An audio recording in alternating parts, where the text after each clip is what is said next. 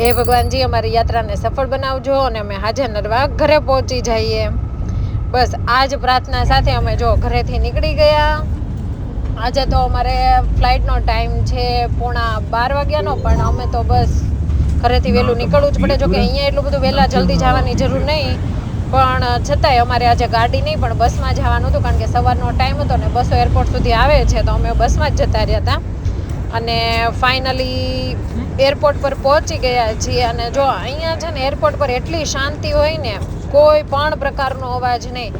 પણ એ ભગવાન, આ દુઃખ ક્યારેક ખતમ થશે એ નથી સમજાતું. આ લાઇનમાં ઊભું રહેવાનો અને ઉપરથી સામાનને વજન કરાવવાનો, પરફેક્ટ સામાન છે કે નહીં, બેગ આ તે બધું સબમિટ કરાવવાનું. બસ એક આ સમાપ્તિ થઈ જાય ને એટલે બહુ મજા આવે. અને જો બેગમાં અહીંયા થોડો ઘણો વજન વધારે હોય ને તો આ લોકો કાંઈ કહે નહીં. આપણે ઇન્ડિયનમાં તો 1-2 કિલો વજન વધારે હોય ને તો કઢાવે. જો અમારી આ બેગનું વજન તો છે ને 28 કિલો છે. અને જો કે 30 કિલો તો હતો જ આ બેગમાં વજન ભરવાની પરમિશન, પણ અમારું બેગને એ લોકો એક્સેપ્ટ કરી લીધી છે. હવે બસ એ લોકો બેલ્ટ લગાવી દેશે અને બારકોડ લગાવી દેશે એટલે ડન, બેગ જતી રહેશે. ને આ બેગ અમને ડાયરેક્ટ હવે મુંબઈ સીધી મળવાની છે કાલે સવારમાં. ત્યાં સુધી આ બેગ અમને મળશે નહીં. ત્યાર પછી અમે 1 by 1 અમારી બીજી બેગો છે એનો પણ વજન કરાવી લીધો. અને હવે છે ને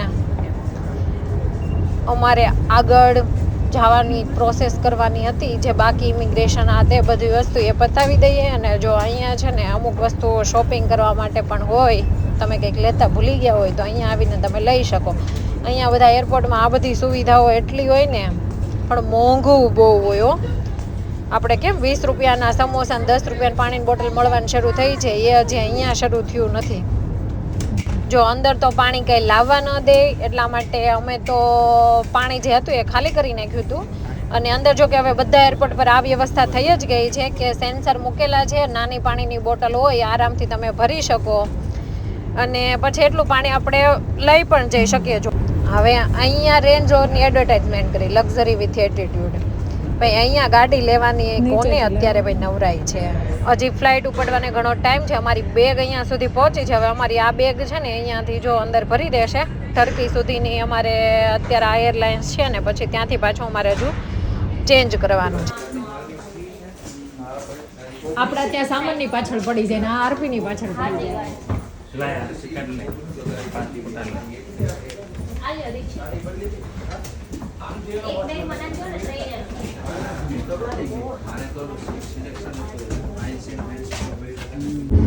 એ ભાઈ જરાક સ્પીડ થોડીક વધારે પકડાવ, અમારે છે કે ઇન્ડિયા પહોંચવાનું છે. સાવ આવું નો. જો આ વ્યૂ માટે તો મારે છે ને વિન્ડો સીટ જોઈતી હતી, પણ મને વિન્ડો સીટ મળી નહોતી. અને મારા બાજુમાં છે ને ટર્કીશ ભાઈ આવીને બેસી ગયા હતા, જેણે મને લાભ ન આપ્યો, પણ છતાંય વિડીયો આવી ગયો આપણી પાસે. અને ચલો આજે થોડુંક બતાવી દઈએ કે આપણે મૂવી જોવાનું છે. અહીંયાથી આપણે લેંગ્વેજ ચેન્જ કરી શકીએ ને. આપણને તો ભાઈ હિન્દી જ ફાવે એટલે આપણે તો હિન્દી જ જોવાનું છે, એટલે હિન્દી લેંગ્વેજ સિલેક્ટ કરી લઈએ. અને 3 ઇડિયટ જોઈ નાખીએ, કારણ કે આટલો જ સમય લાગશે, 3-3.5 કલાક જેટલો. એટલી વારમાં તો આપણે 3 ઇડિયટ્સ જોવાઈ જશે. અને મને 3 ઇડિયટ જોવું થોડુંક વધારે ગમે. જો હવે છે ને આ લોકો એની ટ્રીટમેન્ટ આપવાની શરૂ કરી છે. એક મસ્ત ભીનો ગરમ નેપકિન આપી ગયા છે. અને ફાઇનલી આપણું વેજીટેરિયન ફૂડ આવી ગયું છે, પણ આઈ ડોન્ટ લાઈક. આવું તો મને કંઈ ભાવતું હોય છે, નથી ખાવું મારે. અહીંયા ખાવા માટે વડાપાવ લાવવા પડે. વડાપાવ હું બધું લાવવું પડે. કેટલી ભૂખ લાગી હોય ને મને તો પ્લેનનું ખાવાનું ભાવતું જ નહોતું. બકવાસ જમવાનું આપ્યું. તો જોઈએ નેક્સ્ટ ફ્લાઇટમાં કેવું કાપે છે. અમે તો છે ને વડાપાવ લઈને આવ્યા છીએ. બર્ગર નથી હો, વડાપાવ છે.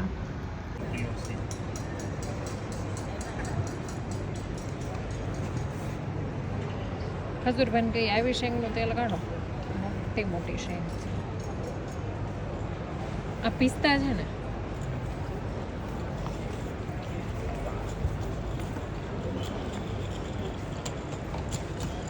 દ્રાક્ષ તો જો કેટલી મોટી સાઈઝની છે. આ શું છે?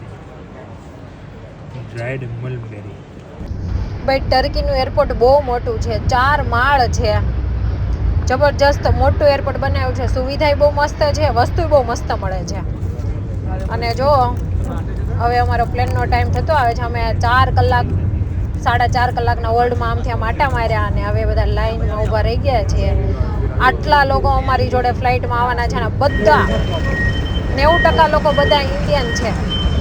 અને ફ્લાઇટમાં ડાયરેક્ટ નથી બેસવાનું, આ બસ આવી છે એરપોર્ટની અંદર અને આ બસ છે ને અમને અમારા પ્લેન તક મૂકવા આવવાની છે, કારણ કે અહીંયા બહુ બધી ફ્લાઇટ હોય છે. એટલે અમુક વાર આપણે છે ને ફ્લાઇટ સુધી પહોંચવા માટે બસનો ઉપયોગ કરવાનો હોય ને એ લોકો આપણને બસમાં ત્યાં સુધી પહોંચાડતા હોય છે. ને જો કેટલી બધી એરલાઇન્સ ટર્કિશની જ છે.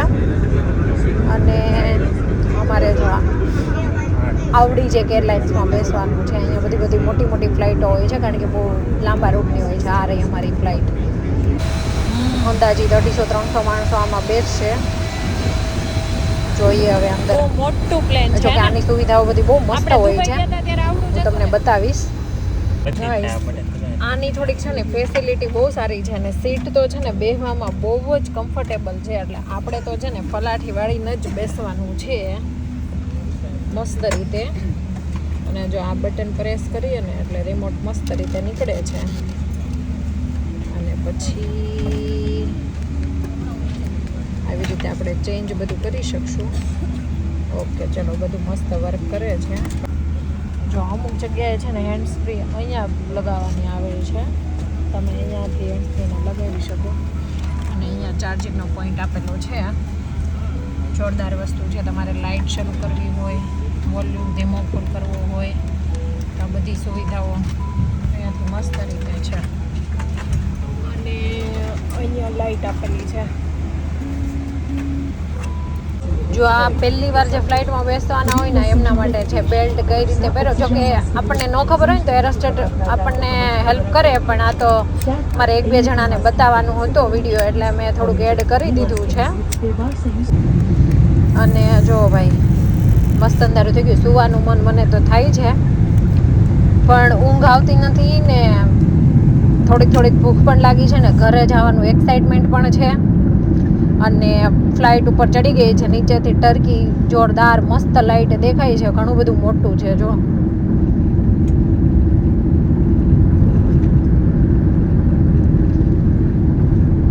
ઉપરથી જે આ નજારો જોવાની મજા આવે ને ભાઈ, 1000 કિલોમીટર આપણે ઉપર જતા રહ્યા હોઈએ અને નીચેથી જે નાની લાઇટો દેખાય. પહેલાં તો આપણે છત ઉપરથી પ્લેન દેખતા હતા ને હવે પ્લેન ઉપરથી છત જોઈએ છીએ ભાઈ. અને અડધા લોકો તો આમાં સૂઈ પણ ગયા હશે. પણ બસ જમવાની હવે રાહ છે. અને ફાઇનલી જમવાનું આવી ગયું છે. બ્રેડ છે, બટર છે, પછી રાઈસ છે, અળસીનું શાક છે, શ્રીખંડ છે, સેલેડ છે, રોટલી છે, દહીં છે. આવી બધી વસ્તુ જમવામાં આપેલી છે. આપણને ભાવે એટલું ખાવાનું હોય આમાં. અને હવે આપણે સૂઈ જવાનું છે. હવે આપણે કાલે જાગવાનું ડાયરેક્ટ ઇન્ડિયામાં.